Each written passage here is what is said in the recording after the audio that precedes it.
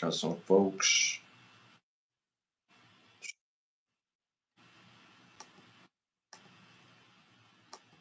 We back, baby.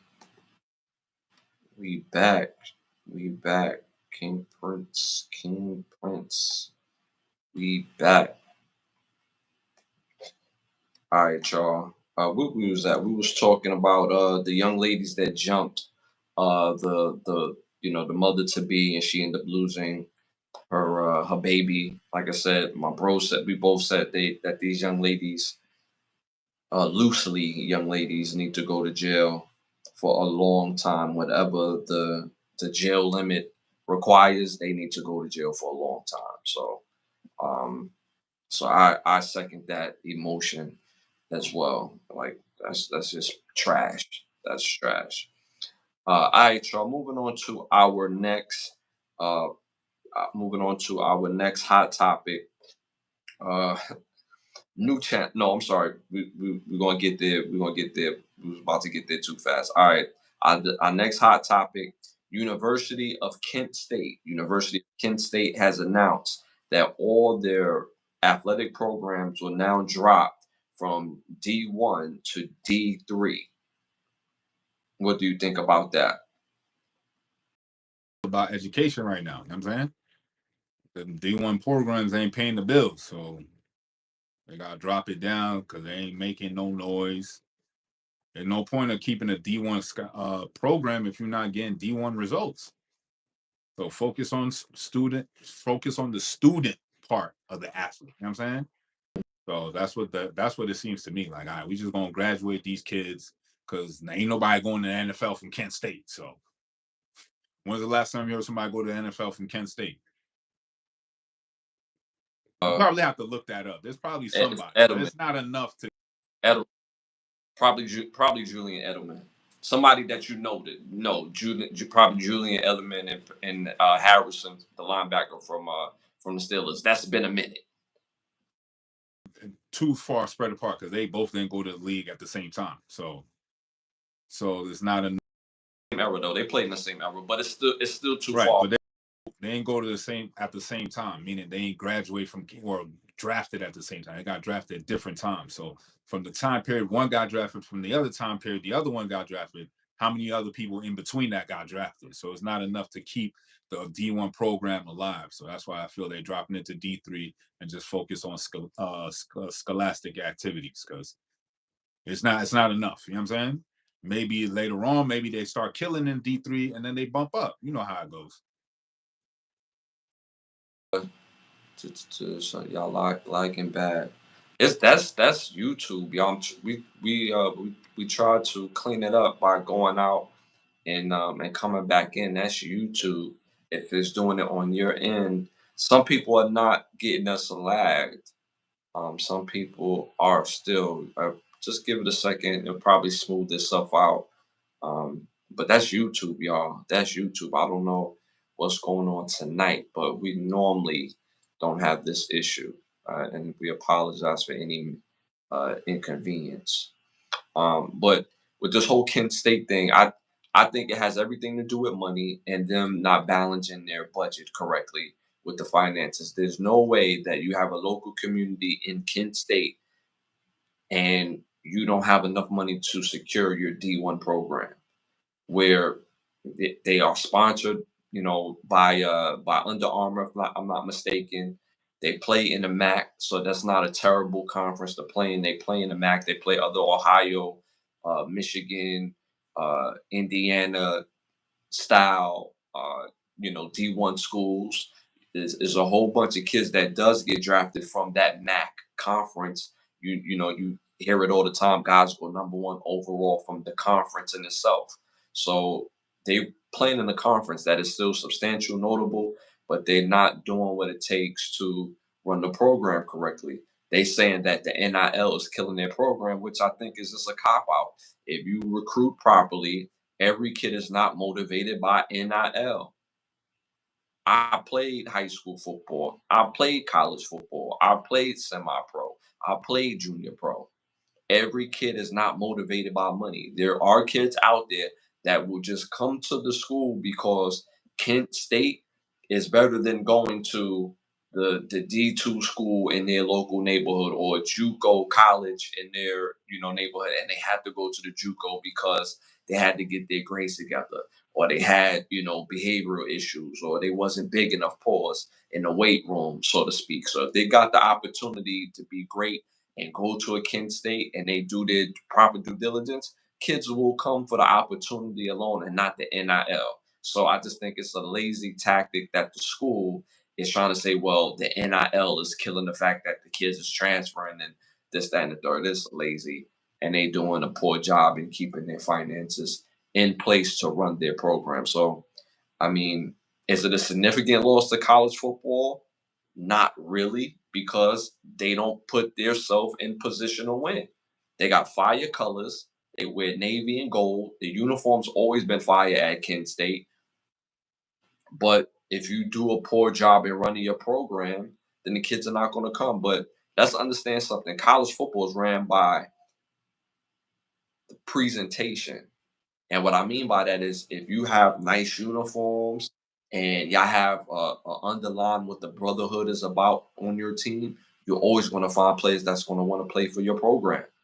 Simple and plain. If you don't got NIL to offer, like, yo, we don't got no bread to offer you, bro. But we got opportunity. You come here, you're gonna play against top tier competition, and you're gonna get a chance to develop that you wouldn't get at Alabama. You wouldn't get at Cincinnati. But you could come here, you could start, and if you're good enough, you could make it to the NFL like several players do. So I just think it's lazy that they're blaming the NIL because of their program going down to D3. See ya. Anything you want to add to that? Majority of it all. All right, moving on to our next hot topic. Shout out to I am Ray Ray on Instagram. He proposed a new challenge that I thought was genius. And instead of because they had by this time everybody and their mother heard of the challenge: 100 men versus one gorilla. Right? Some people said the gorilla, some people said the men. Everybody, when they come to answering that question, everybody remix and freestyle. Be like, no, if it's a silverback gorilla, we don't say it. If it's the top gangster gorilla versus 100 of me's, who was like 5'6", 160 pounds, I'm gonna get washed. Of course, if you 5'6", you give us that. So everybody remixed their question to that particular challenge. So shout out to I am Ray Ray, comedian. Again, he proposed this question on Instagram. New challenge: 100 women versus accountability. What do you think about that?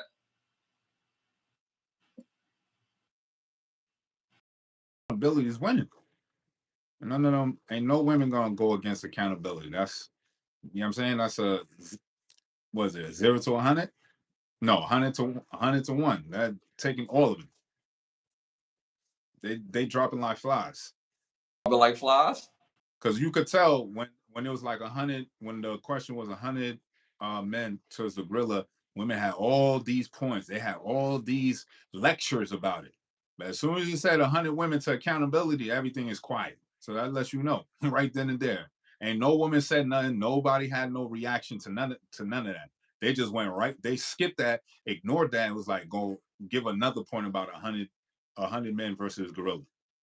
Instead of the new challenge, which is 100 women versus accountability. And they ain't even put nothing in the chat. So that lets you know there ain't no accountability on they jacket. You know what I'm saying? To 2K, 2K Jesse, he said easy win for that. Money up on accountability all the way. I'm gonna make my money back. You gonna make your bread? You gonna double that?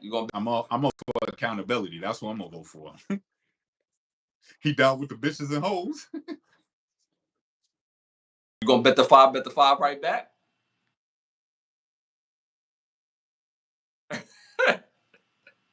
Yo, you a cheap motherfucker. Oh, you know what I'm saying? I'm gonna have to go with accountability on this too. I mean, ladies, we love y'all. This is not a show on women hate. We love women. We support women. We come from women. But in my lifetime, the women that I've met a lot have never been accountable. I'm just keeping it a buck, regardless on anything. Instead of taking, if you walking outside, cause you on your way outside, take the trash with you. Oh, so I'm dirty, I'm funky. No, I don't want the house to be funky. Take the trash with you. Simple and plain. So, um, accountability for women, you don't see, and we're not talking about individuals, ladies, because y'all like to make the exception the norm when the exception is the exception. It's normal that most women don't take accountability for their actions. It's always blamed on somebody else. To mention that there's a woman that was on a cruise that's going viral right now, and she didn't get the proper badges to go on an excursion off the cruise line, and her son and I believe her mom was off the boat because they asked them to come off the boat, and the lady refused to move. So much to the point where they had to get a big swole security lady to basically pick this lady up from her seat along with a man to carry her legs to get this lady up off the boat because she used to weigh herself down so she won't be able to get picked up off the boat, all because she refused to go get the badges. She like, no, I'm sitting here and we go on an excursion. They like, yeah, you can, but you got to go get a badge first.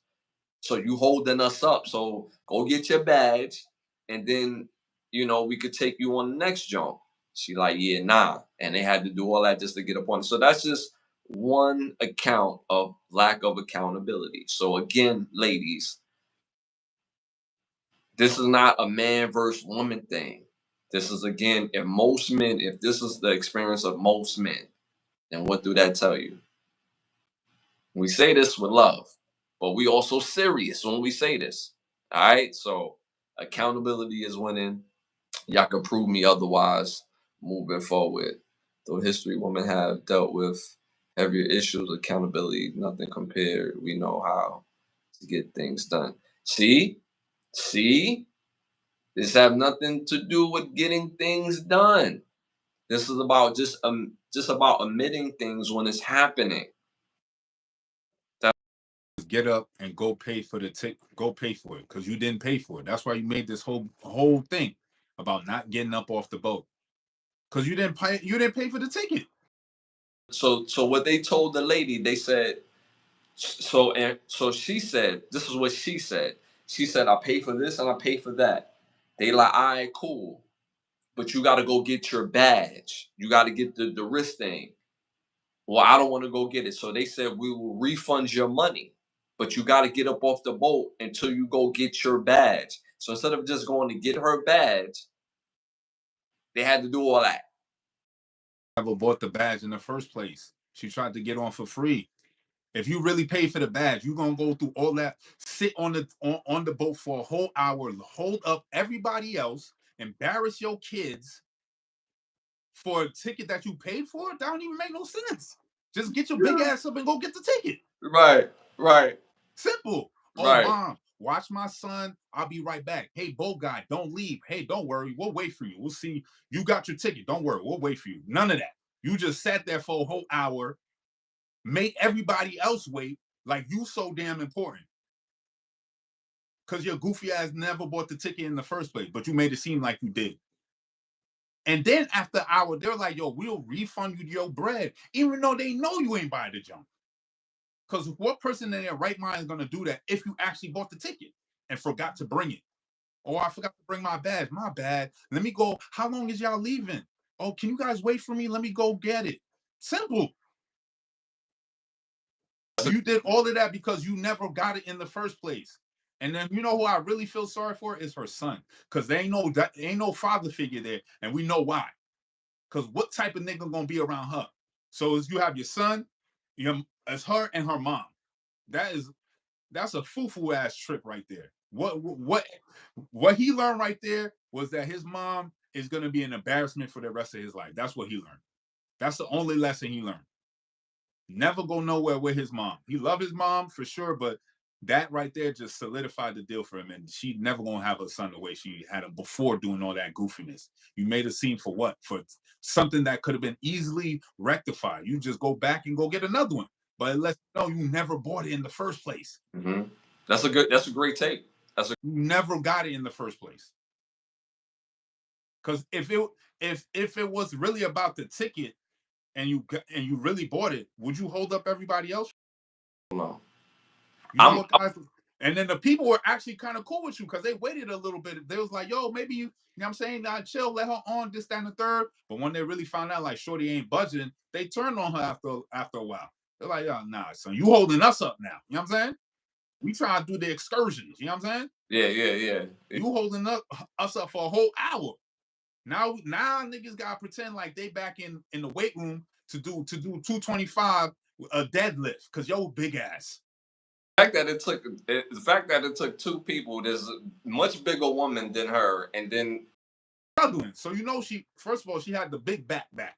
So she was struggling over there. Buddy should have switched with her, let her hold her feet, and he should have held her big back. But he was like, nah, you got that. I'm saying, you know what I'm saying? So he made her hold her big ass feet. I mean her big back. It got to a point when they got to the stairs, it was her back was too heavy, so they, she flipped. yeah. She had to put her on the stairs real quick so she could gather her strength to re-pick her up again and get her up off the boat. All that. That's fucking sad. Yeah, I agree with you. I feel really bad for his son. That was very embarrassing because the son was like, "Mom, just get off the boat." Like once your child says to you in embarrassment, "Mom, just get off the boat." Get off the boat because you made a great point in the fact that um if you paid for something, you're gonna be upset that you didn't bring what you needed to bring. Kind of proof, all that. Yo, I got the receipt. Here's the itinerary. Here's my confirmation code. Can y'all bypass the fact that I forgot my wristband, but I have the receipt? Right. You know, And if well, here's the receipt, or give me a few minutes. Let me go back to the guest desk and get my bag. You know what I'm saying? The pass. the most important part of it, right? If they say no, we cannot acquiesce. We do need this badge, and there's no other excursion going out for the rest of the day. The very next excursion you have to wait is till tomorrow. Then I have to eat that. Paul. Cool. You know what I'm saying? No worries. No. Right. But see, since you're a woman, you feel entitled that you have to do this, even though you didn't even pay for it in the first place. I'm standing on that. Shorty never paid for it. I just feel she never paid for that joint. I that's a great point. I could agree with that. I could definitely agree with you on that, bro. Because again, at the end of the day, like she really made an ass of herself. And then if they're there, let's say they're there another 3 days. So like I know like this is a cruise, right? So this is not like a place where you go to the lodge and people go and come every day. On a cruise, y'all out on the ocean, y'all go to what I'm saying? Like y'all visiting different islands. So you're gonna see the same people. And you go get breakfast, you go get dinner and be like, yeah, that go that crazy lady that caused the scene. Like that's just OD embarrassing in my opinion. So, but it goes again to the question, the new challenge, 100 women versus accountability. The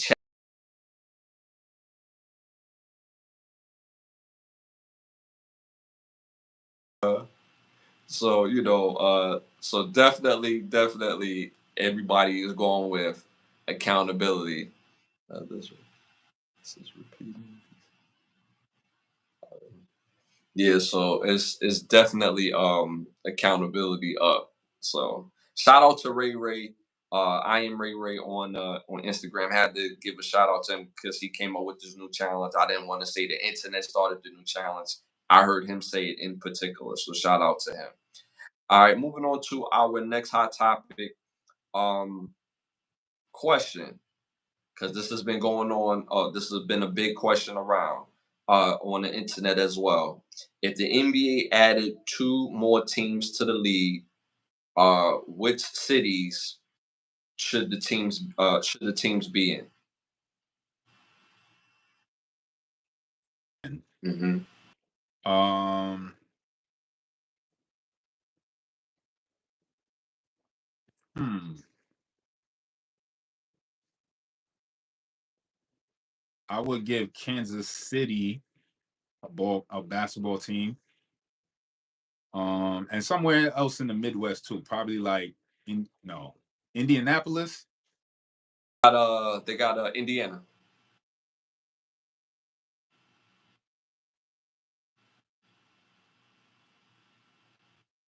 We really need two more basketball teams. We do. Because the balance is off as far as like the teams. It's off. They definitely need two more teams. Memphis being in the West and this Memphis, Tennessee made no sense. Make How's Memphis? How's Memphis in the West? That don't make no sense. But right. okay. Let me see. Yeah, like probably first, yeah, like I said, yeah, Kansas City. They don't got nothing. They don't got a basketball team. So give Kansas City. Damn, what about Kentucky? You don't have no bad. That's why Kentucky's so lit at college because they're Because of the college team, they should have a basketball team because of why I say Kentucky, because of the fan base behind the school of Kentucky. So you give that general area their own NBA franchise, I think the fan base is gonna be behind it. So I'll definitely say like Kentucky. that's a big fan base because you have Louisville and you have Lexington. So those are two big. That's a big. So Louisville, Kentucky is Louisville, and Lexington, Kentucky is Kentucky, Kentucky. So you combine those two fan bases in the state of Kentucky for a pro team, that interest will go through the roof. Stadium somewhere downtown Louisville. You know what I'm saying? That'll be nice. Yeah, I'd say the Kentucky area as a franchise. Okay, not bad, bro. Not bad, not bad. They said we logging. How we logging? Shout out to Rick. He said San Antonio, and Ready. NFL team. He said an NFL team. Uh, but it's NBA. Which two other teams in the NBA? So me personally, I'm gonna go with they gotta bring back the Supersonics, bro. They got. I don't even know why they shut down the Supersonics to bring in. Thunder now because they Yeah, moved the team, right? Oh, bring it back to Seattle. You right. So right. So they should keep OKC and OKC, but they should bring back the Supersonics because because OKC, people don't realize they just won a team in OKC.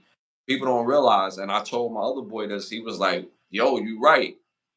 They just won a team in OKC, and they should keep the team in OKC because they just attached the Supersonics to OKC. But remember, when Charlotte was moving around, one of the first cities they moved to was New Orleans. So they was the New Orleans Hornets. And then when they moved back to New Orleans, and then Charlotte had their team, and they moved back to Charlotte. I'm sorry, I said it right. They had the Charlotte Hornets. Then it turned into the Charlotte Bobcats, and then they switched it to the New Orleans Hornets, and then they moved them back to Carolina, right? So now they took the Supersonics and made them the New Orleans. So they just wanted a team in New Orleans and then OKC. So, oh, damn, I said two different franchises. And my point is, they need a team in the Supersonics. Their uniforms, their energy, and with Seattle is missing to me. I miss seeing that green, gold, red, orange uniform. Like I thought the Supersonics had one of the best uniforms in the NBA for a long time. Even when they switched it up, they need a team in Seattle, in my opinion. So I'm gonna say Seattle and Las Vegas, which is crazy to me that they don't have a Las Vegas team. So those would be my two added cities and they two West Coast teams. So now that frees up a team like Memphis to go play where they supposed to go. They supposed to play in the East. Let them play in the East. So I think this makes the most sense geographically on top of that.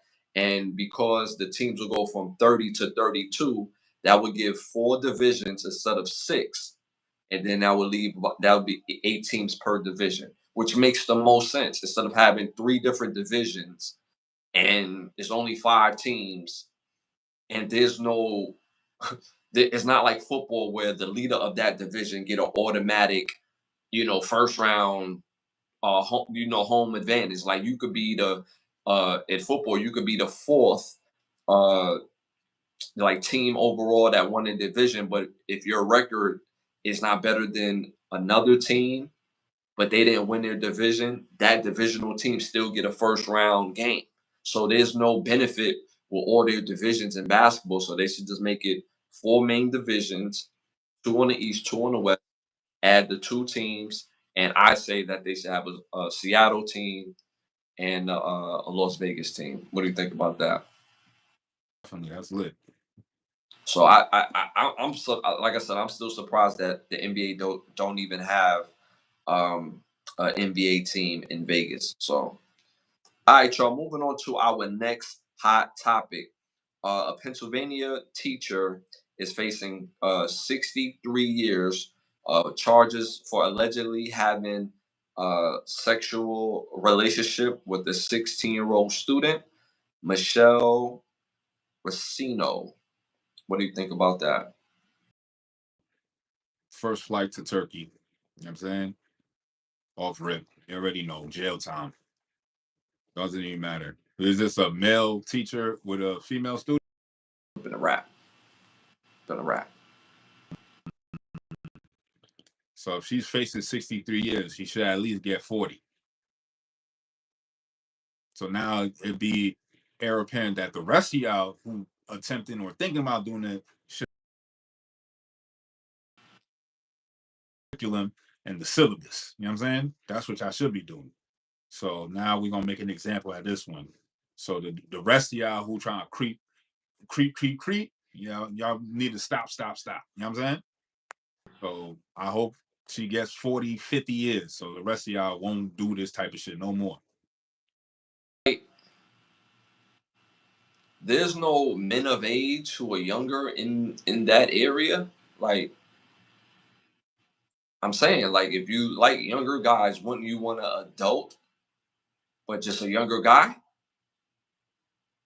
You a grown woman and you dealing with a 16-year-old. So being at your age and being at his age, it's illegal. He's not an adult. So wouldn't it make sense to mess with a young college guy or older college guy? Wouldn't it make more sense for the sexual vibe that you're liking? Because let's keep it real, like how we spoke about Bill Belichick earlier. What are they gonna have to talk about? People ain't talking. People are smashing. They're smashing. When you have more fun with an older man who's still younger, he'll be. I would think he would be more equipped. Wouldn't that make more sense? Or is it the thrill of the chase? So I hope this woman do get the fullest extent of the law, every bit of that 63 years, because based on her age, she's basically going to die in jail. And like you said, this sentence is supposed to be a deterrent for things moving forward. So I hope that she go to jail for a long time. Anything else you want to add to that? To be held accountable, we gotta press charges on them so they can be held accountable. We're not gonna scapegoat, oh, because she's a woman, this, that, and the third, her feelings. I don't give a fuck about none of that shit. I'm calling the police on you. I'm putting cases on all you bitches. You know what I'm saying? You stupid. This is why we need old lady teachers. Yo, what happened to the old lady? Yo, the old lady teachers used to hit different. The old lady teachers used to really teach you something, really like look after you like a surrogate mom in a way where you felt like you was protected. Like what happened to the old lady teachers, yo? What happened to the Miss Greens and the Miss Carswell and the what happened to those teachers? Miss Petty. Like what happened to them teachers, bro? Paying these teachers adequately. Because I remember in what's that movie? Um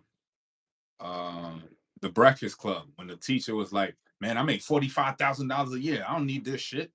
And the movie came out in the 80s. You know what I'm saying? $45,000 a year back then was good. All right, yeah. But remember, those teachers were working that job for those period of time with that pay raise. by the time we get to where we at, that 45K ain't enough. Them old teachers either retired or, you know what I'm saying, they got up out of here. Now it's nothing but these young cats, these YN teachers, you know what I'm saying? And they don't look like they're going to be here for 40, 50 years. They don't look like they're trying to be a teacher with passion and love teaching and coming up with ways to really excite the student. They don't look like they're doing none of that. So they just look like they just trying to get lit for their TikTok page.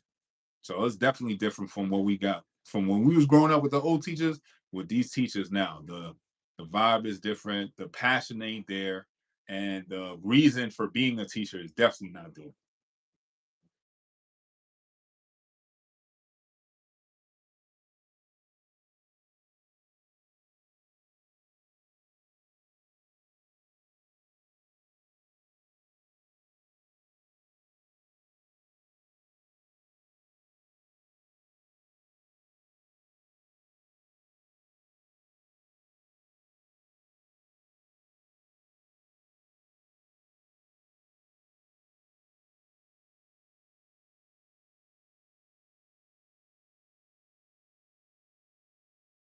But man, I miss the old lady teachers, all these young teachers. I mean, and the young teachers don't dress like it, like they don't dress respectable. They, they got the body fitted, like, it's like, who y'all dressing for? You know what I'm saying?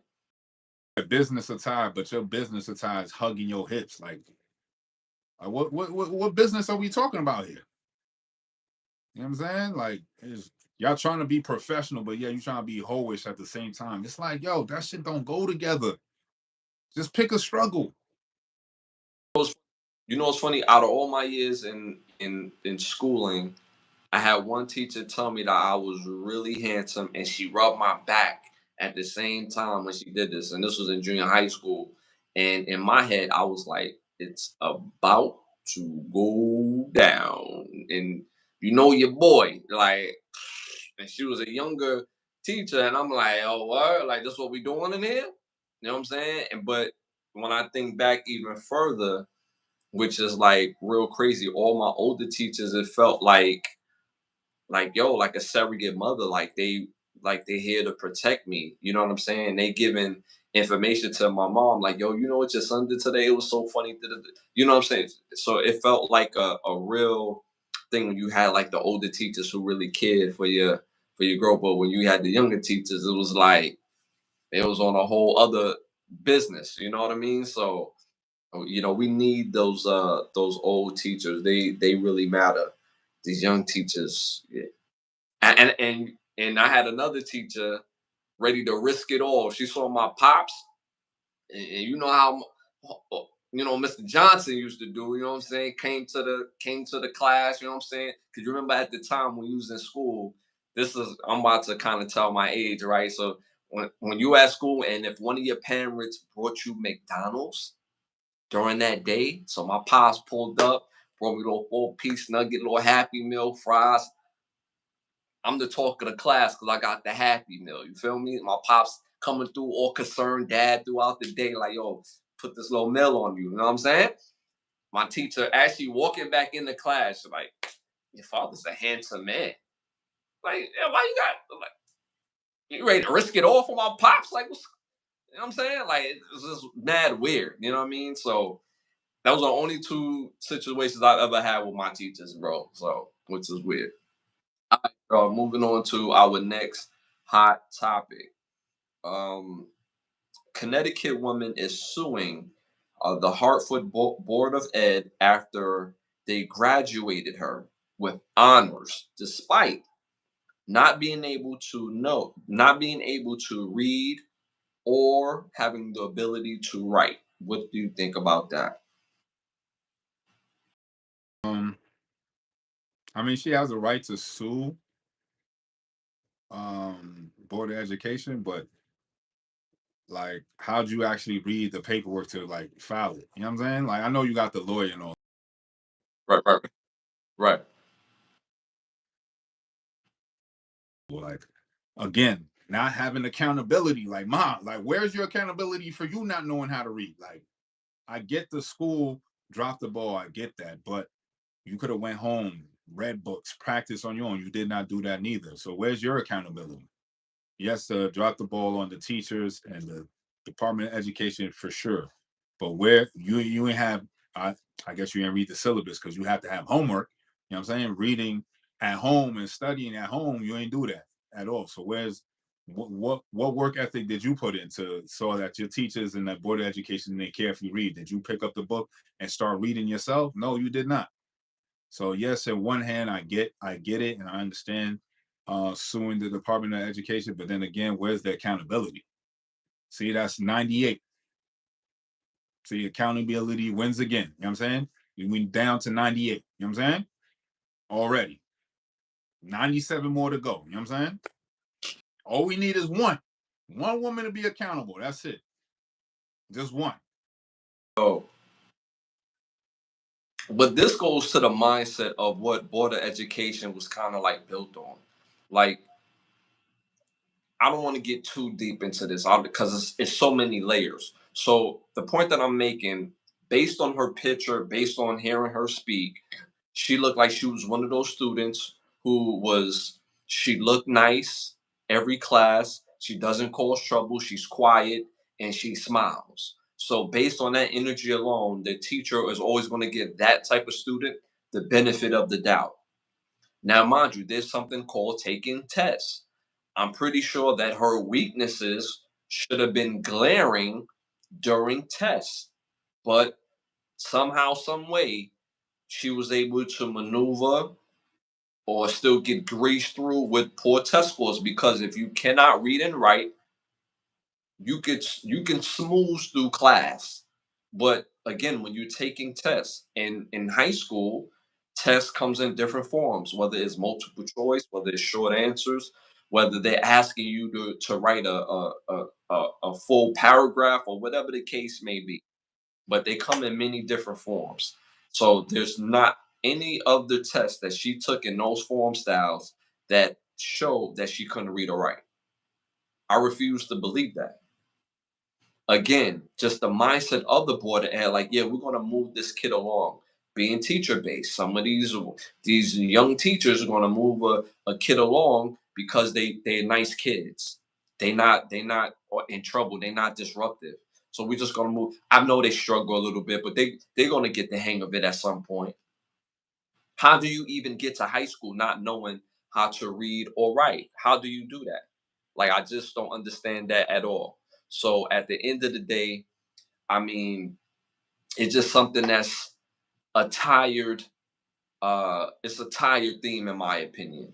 Because there was I don't know the young lady, but when you go through a schooling from kindergarten to high school, there had to be a few teachers that could have stepped in and helped this young lady.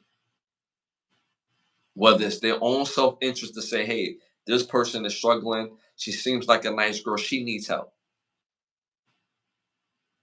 What do you think about that?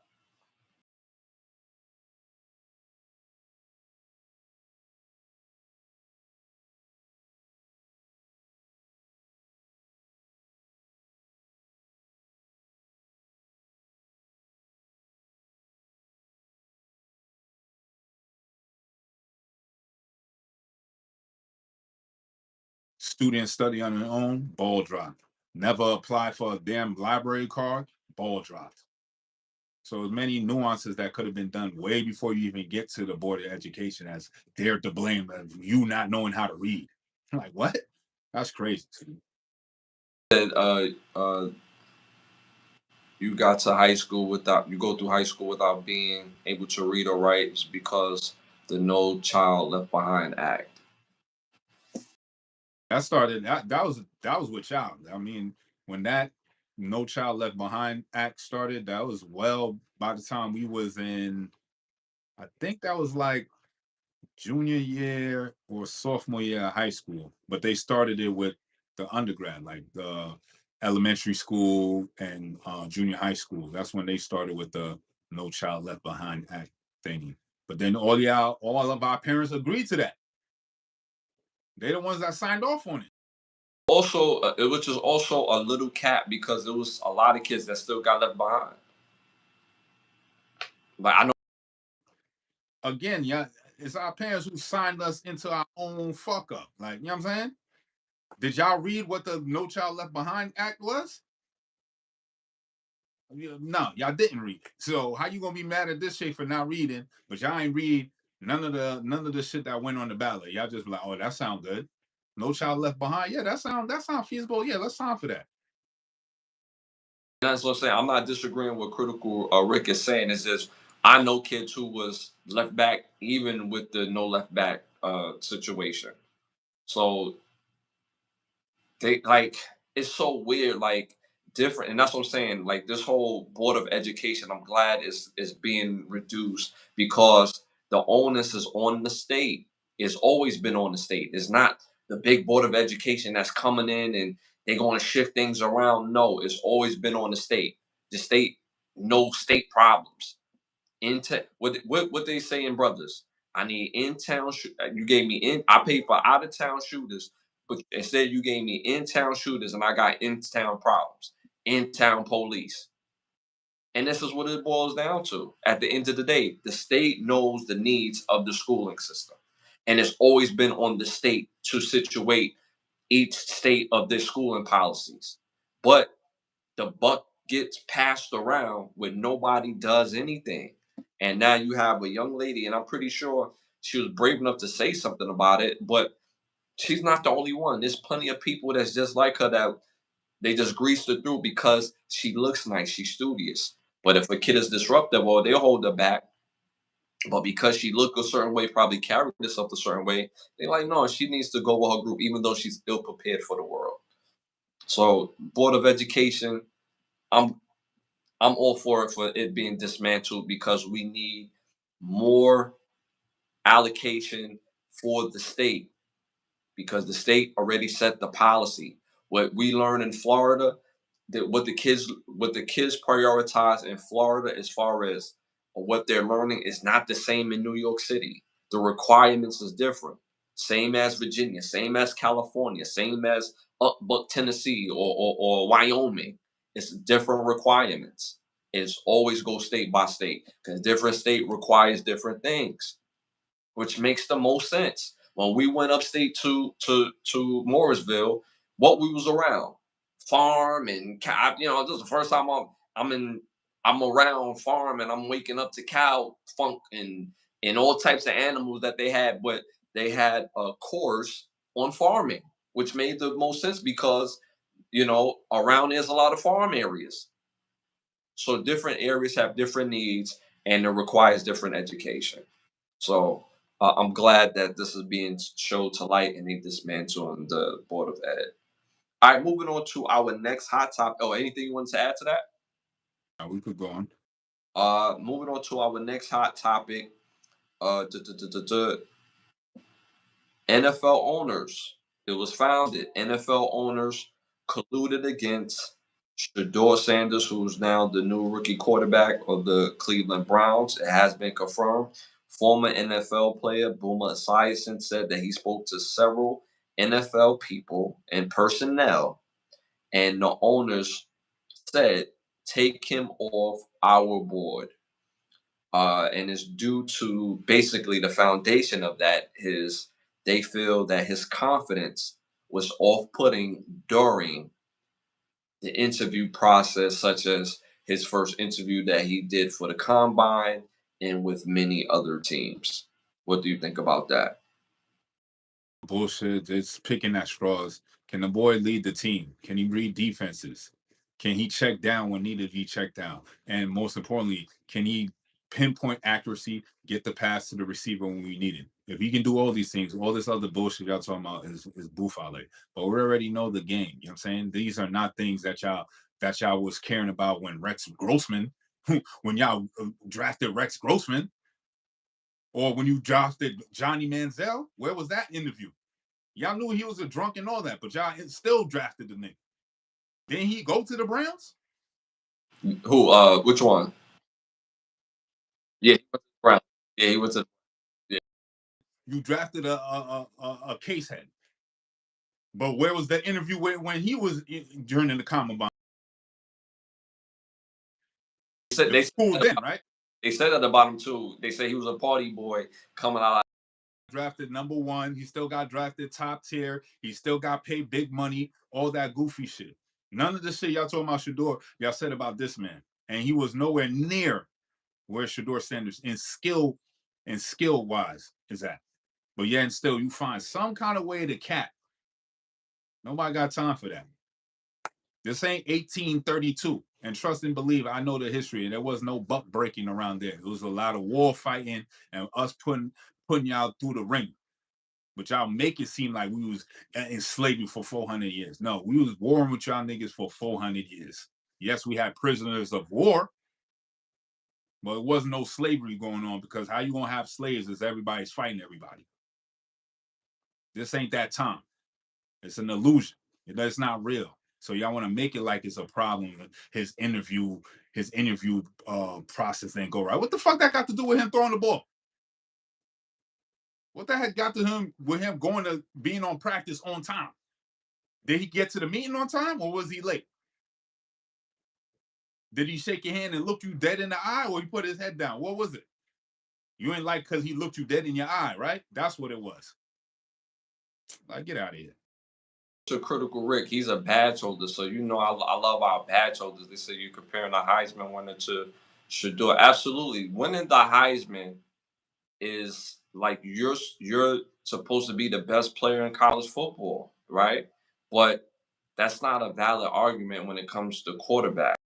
If that's a valid argument, him winning the Heisman should transfer to the league, right? If that's a fair argument. Obviously, it's not. So that's not a at certain points, yes, a lot of people have won the Heisman, but they became busts in the league. A lot of people won the Heisman and became elite in the league. That's not a parameter to judge skill on.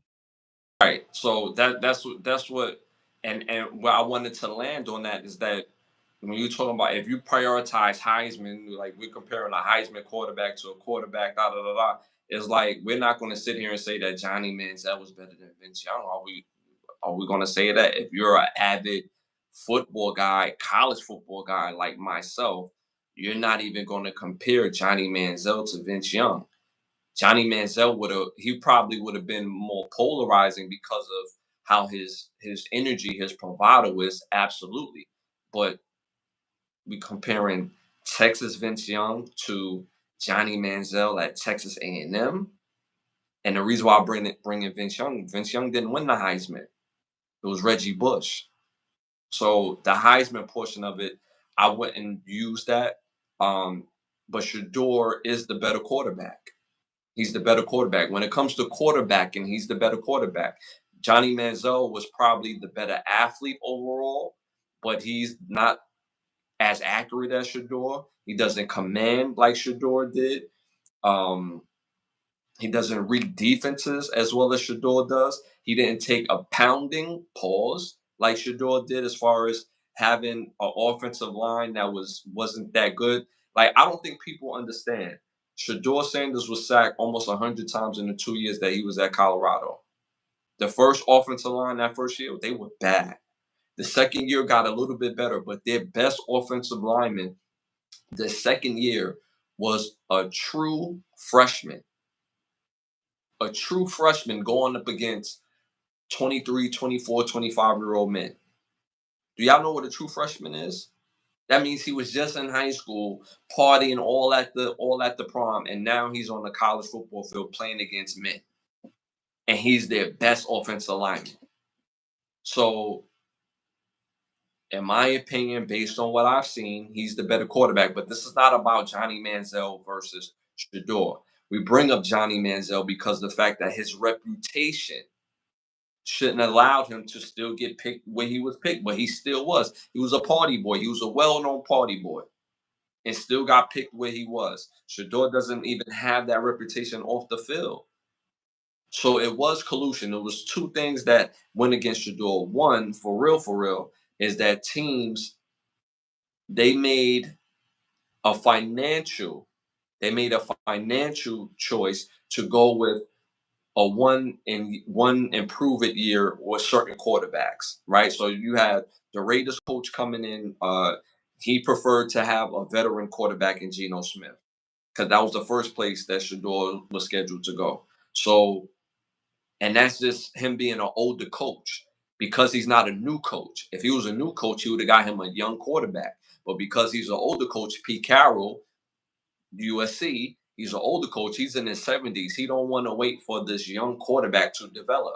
So he went with Geno Smith, which happened to be close to he was the Seattle quarterback, if I'm not mistaken, as well. So again, that made sense. And some other teams already solved their quarterback position. So it was only three teams that needed quarterbacks. And they was asked to be taken off the board. It was other teams that was just about to draft them, like the Philadelphia Eagles was just about to draft him, but the Cleveland Browns jumped him, and he would have been their backup. So Shador ended up where he was supposed to be, which is the Cleveland Browns. He has an opportunity to start. The thing is that there was collusion, and people want to say it wasn't collusion. It's absolutely collusion because people keep moving their argument. One thing, oh, his arm is not strong enough. Other thing, oh, he's not that athletic. Another thing, he's too flashy. The other thing, oh, they didn't like his confidence. For quarterback has to have confidence. He changed everywhere he's went. When he got to before he went to Jackson, Jackson was irrelevant. They was irrelevant. And they playing for the championship every year. Well, the second year at Jackson, they won their conference both years. And if they would have stayed the third and fourth year, they would have won those championships easily. Now going to Colorado, a one-win team. They've been terrible for the last 30 years. For real, the only reason why they won 4 games the first year is because Shador got hurt for like 3 games that season and Travis got hurt for 4. People don't talk about that. Second year, they win 9 games with still a bad offensive line, a little bit improved. But the point that I'm making, the boy got skill. And he was one of the best quarterbacks in the draft. In my opinion, I think he was the best quarterback in the draft. That's my opinion. And I stand on that, and I can give you details why. But it was definitely collusion that these NFL owners didn't want him on their team because it's multi-level. This has everything to do with him having the confidence that he has and his father being who his father is. So for y'all that don't think that was a factor, you're sadly mistaken because an NFL coach is going to say to himself, if I draft Shador and we start losing, who do they get rid of first? The coach. What does his father do? Coach. What did his father already say what it would take for him to coach in the NFL? It's to coach both his sons. So because of that lack of competitiveness, a coach is not going to do it just because out of fear. He's not picking him to win. We might lose. So if we might lose, I might lose my job. You're gonna lose your job anyway, bro. It's the NFL. Anything you want to add to that? You know, So again, I believe it's collusion. It showed to be collusion. They said it was collusion. Again, this is coming from veteran quarterback Boomer Esiason himself. They said it. They took him off the board, and it wasn't because of skill. It is what it is, y'all. All right, moving on to our next segment. I'm sorry, our next topic, last topic. I want to give a shout out. This is a shout out. I want to give a shout out to Jazz, the rapper. She was on the Funk Flex show and her freestyle over the put your hands up beat by Jadakiss. Fire, flawless, loved it. So shout out to Jazz, the rapper. She killed it. Normally, when I see people freestyle, I just bypass it because everybody talk tough and say the hottest thing that they can say, and the verse don't be cohesive or make sense. They just saying it to say it just because they think it sound hot. But she killed it. She killed it. Everything landed. Bars was flawless. The beat, perfect beat for her to get busy on. So shout out again to Jazz the rapper. Do your thing. Making Brooklyn look good. Rap is played out. Rap could never be played out. great rap can never be played out. Shout out to Joel, but great rap can never be played out. Skill is skill. Skill is skill. Skill cannot be, talent can never be played out. Talent can never be played out. Shout out to Joel. This is lame. Shout out to you. Thank you for your support. If you think it's lame, you on my platform. So if you think it's lame, bounce straight like that. I don't know what else to tell you because I have a different opinion of you. Get out of here then. This is lame. Get out of here. We talking about rap. That lets me know what type of dude you are, man. Get out, get up out of here, man. Before you have me crash out. This new generation of gangster rap has these kids acting crazy. That is a fact. That is a fact. The drill, because this generation or this era, because it's all in the same generation, this era believes that crashing out is proving your gangsterism. But crashing out not at its proper time, knowing when to crash out, you're just losing your life.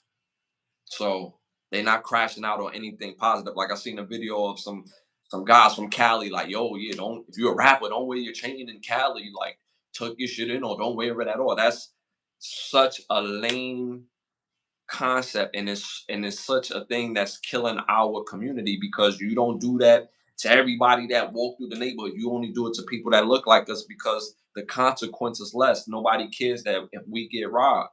Not rappers, but people that are melanated. Like make it make sense. It goes to that algorithm. They're gonna show that. They're not gonna show, yo, if you from out of town and you come here, check in so that way brothers could get together and build. Brothers could get together and put each other on books or things. Yo, I got the ultimate bank plan. I got the ultimate credit plan. And that's in the algorithm, but they're not pumping that into the algorithm. But we're gonna pump, yo, don't come to this neighborhood because we're gonna rob you. What type of sense do that make? And you think people gonna just let you just rob them? So what happens when you leave your state? What happens when you leave your city? It just continue to perpetuate it, bro. And this be coming from dudes that are like that turn gangsters at 40. Like I don't get that. That's like the big that I'm gonna crash out on this, bro. Cause I'm seeing a whole lot of new gangsters at 40. All your life you wasn't active, but now at 40 you active. You ain't put no pain in all your life. Now you want to fight something. Now you want to rob something. All right, moving on to our next segment.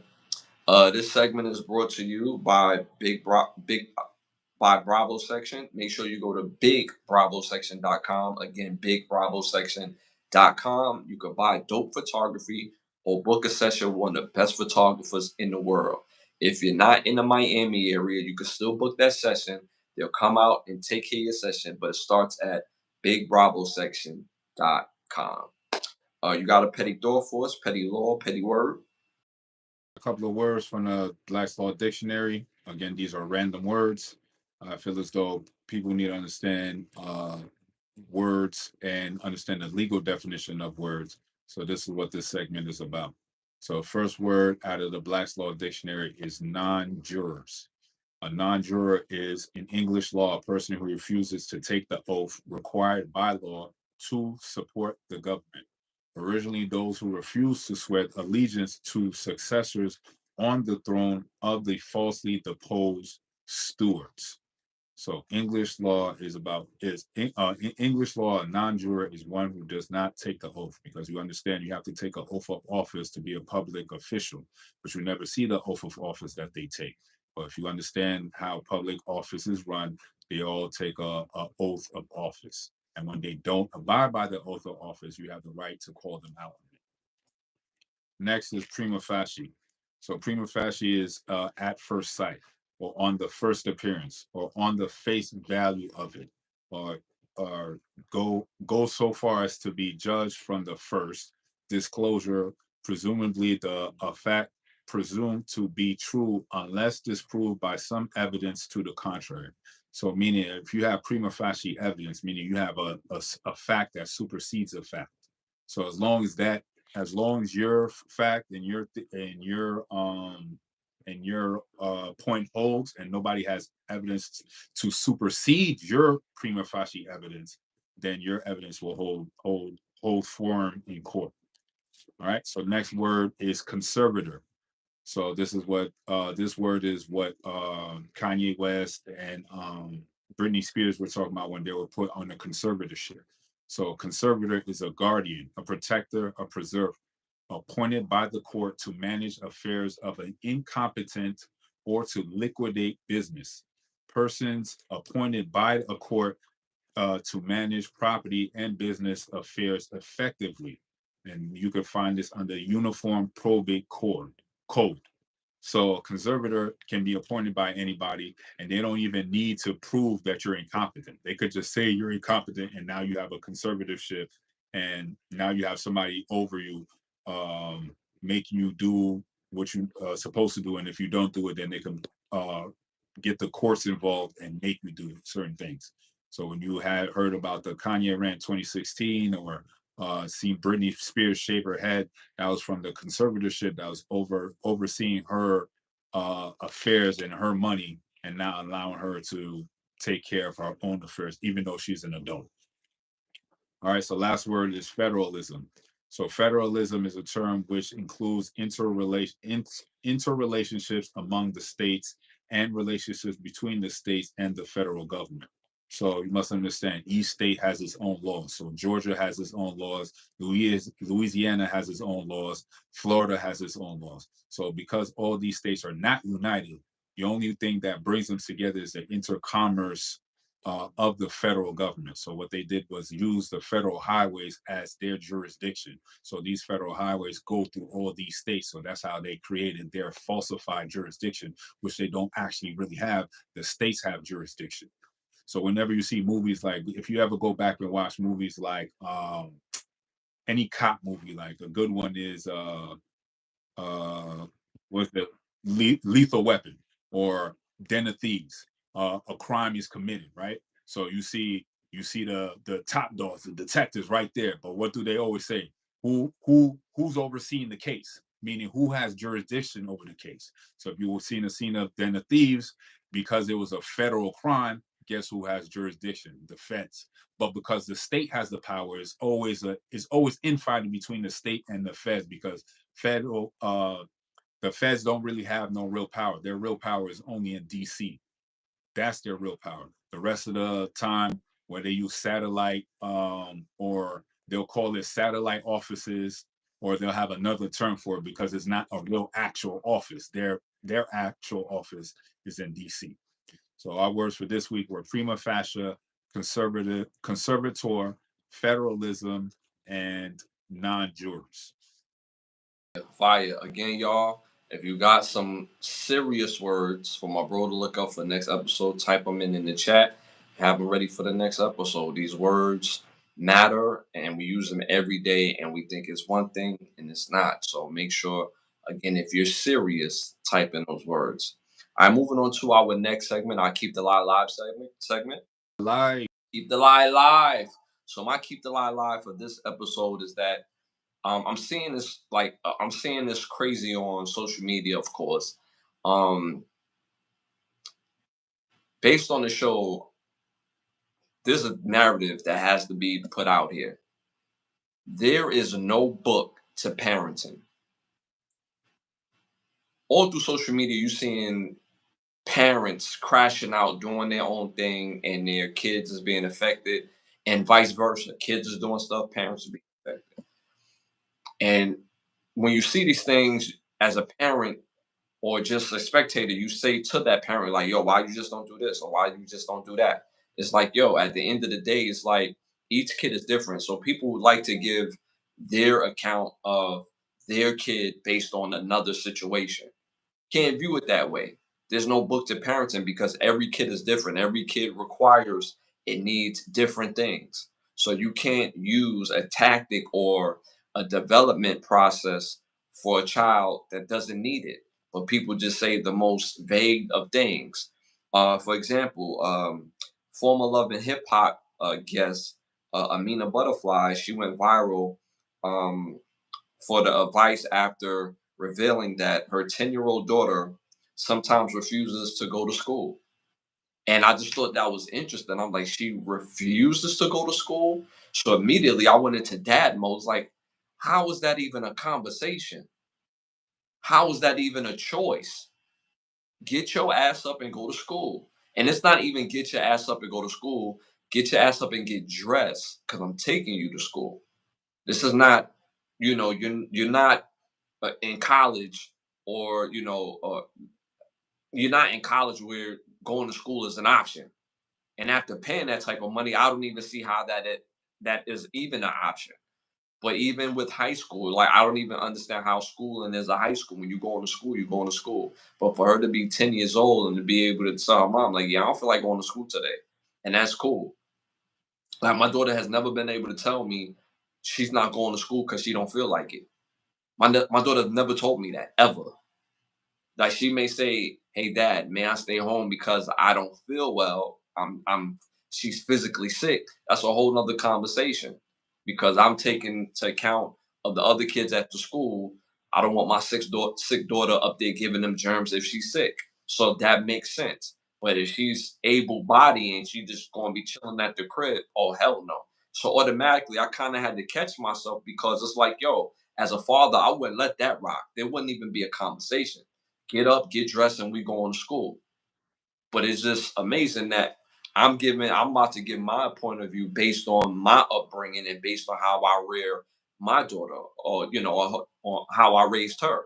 So it was just like, but any competent father, and I'm gonna make it more individual based than just random or a general statement, is that but any competent father is not gonna want their able-bodied child, whether it's son or daughter, to have that type of luxury with, yeah, I don't feel like going in today.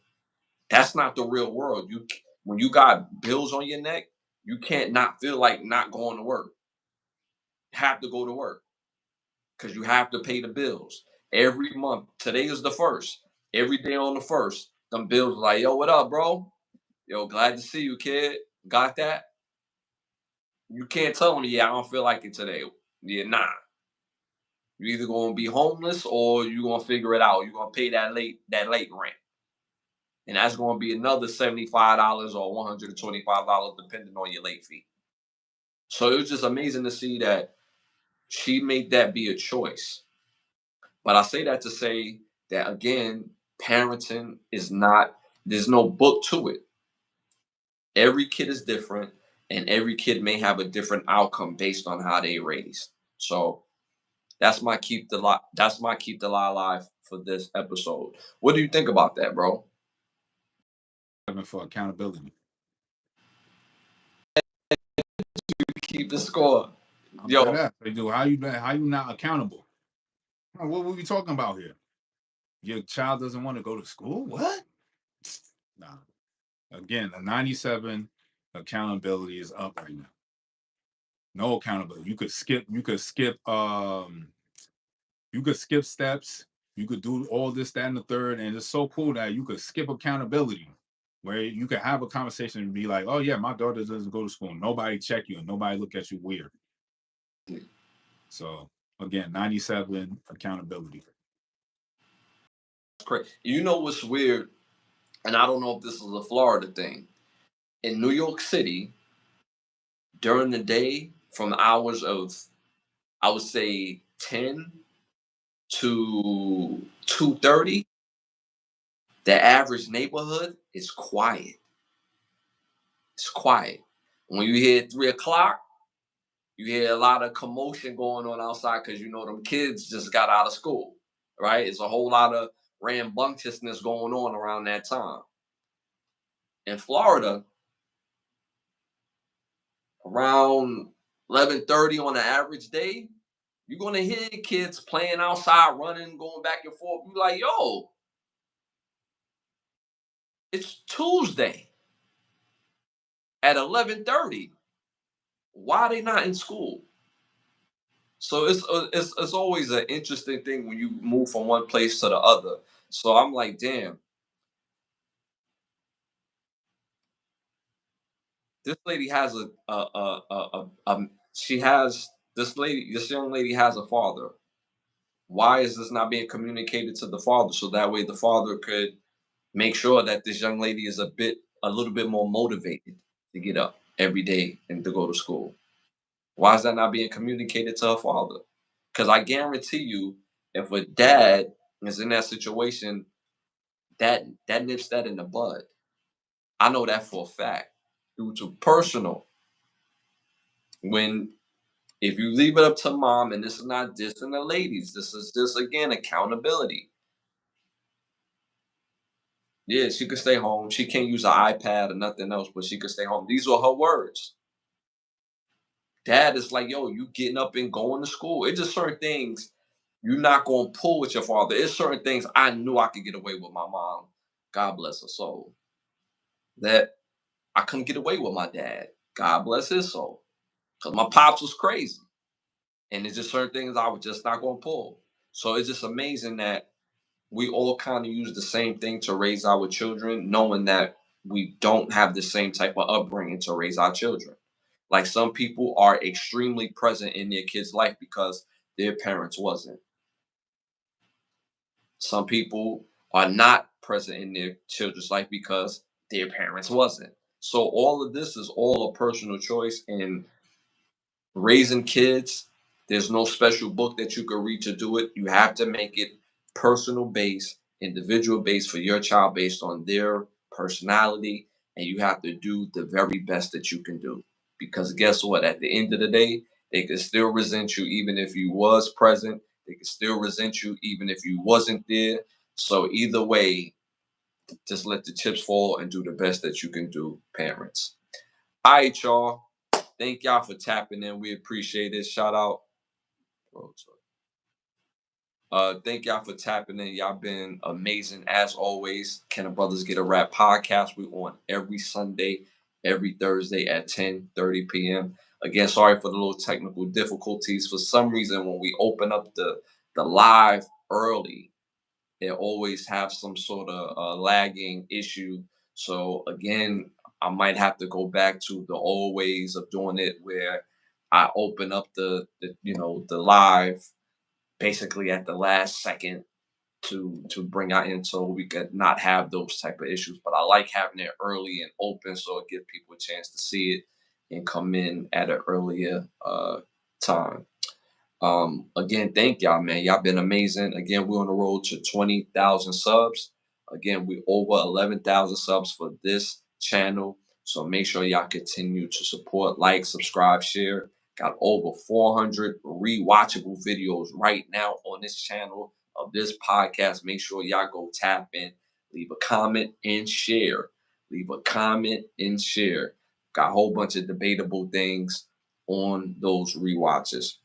I want to thank some of the sponsors of the show: Bravo Section, Button Snaps, and OUV Records. If you're interested in one of the sponsors of the show, hit us up on Instagram at Ashley Lovechild. You can hit my brother on his Instagram at Interested in becoming one of the sponsors. Hit us up on Instagram. Got a new album coming out called Winner's Loyalty. Be on the lookout. May 26th, new EP on the way, and it's fire. So make sure y'all get ready for that. In the between time, type in and look up Ashley Lovechild on all music platforms. My music is fire. My music is fire. Thank you for continuing to support me. I appreciate that as well. No, my bro guy. What you mentioned your website just now? No. BravoSection.com. Tap into Big Bravo Section, y'all. BigBravoSection.com. Again, we're on every Thursday, every Sunday at 10:30 p.m. Also, we do pop-ups, so just make sure y'all hit that all notification bell. I feel like I'm missing something. Uh, uh, uh, uh, uh, Again, thank y'all, thank y'all, thank y'all. Y'all been amazing. Y'all been amazing. Shout out to JM in the building. Shout out to take away that shout out because he's being weird. Shout out to he's being super weird. Being super weird. Again, we don't do the trolls. Our podcast is not built off trolls. Don't come here with the troll. If you got funny jokes, we love a great funny joke, but that's just so lazy and whack and terrible. Like, don't come here with that for real. I will embarrass you. All right. So don't do that. All right.